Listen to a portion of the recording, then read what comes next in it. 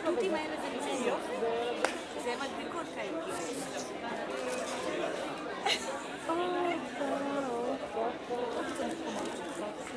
נתתי להם מלא. זה התחפושת של... ערב טוב לכולם, מכובדיי. לבית ספר הנדיב מורשת בת 120 שנים, שנים של עשייה לימודית וחינוכית ערכית. אנו, צוות בית הספר, רואים את הזכות הגדולה שלנו להיות חוליה בשרשרת של מורשת עשירה, שורשית וציונית, כאן בגבולה הצפוני של המדינה. ילדים שלי, תחילה אפנה אליכם. אתם מגיעים לבית הספר מבוישים, נמוכי קומה, ילדים סקרנים המגלים את סביבתם. אט אט אתם גדלים ומתפתחים.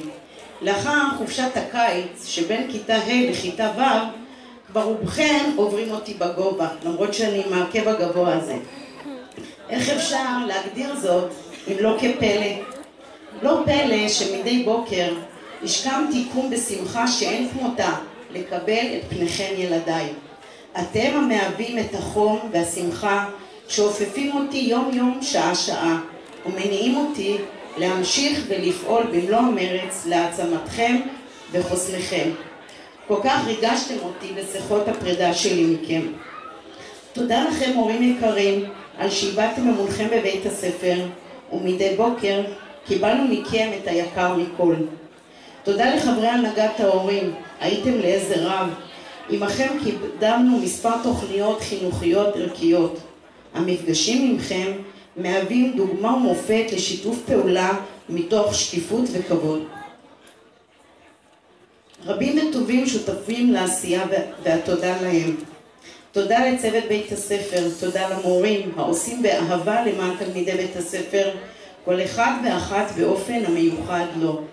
תודה לחברי המנהלה והעובדים, יחד אנו פועלים למען קידום יעדי בית הספר, למען שמירה על סביבה תומכת ומעודדת ללמידה אחראית ומשיגה. תודה למתנדבים שהלכו ונוספו מדי שנה בשנה ותרמו מזמנם ומכישוריהם, אתם נדירים. תודה לרשות המקומית ומנהלת מחלקת החינוך. מצטרפת לתודות שציינו בוגרנו בתחילת הערב, לכל אלה שעמלו למען הפקת ערב זה. תודה מיוחדת לליאת. ובנימה אישית, אני מסיימת היום פרק של 34 שנות עבודה חינוכית, מהם 7 שנים בבית ספר הנדיב כמנהלת.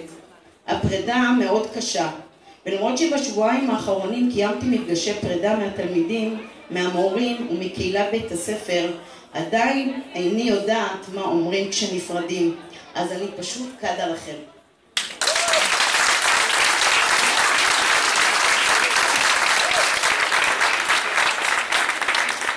ואתם, בוגריי היקרים, בני מחזור פ"ט, במקום להרבות במילים, חיברתי עבורכם שיר, בו חרזתי כמנהגי את שמכם בחרוזים. שיר במתנה כאות פרידה. היו ברוכים.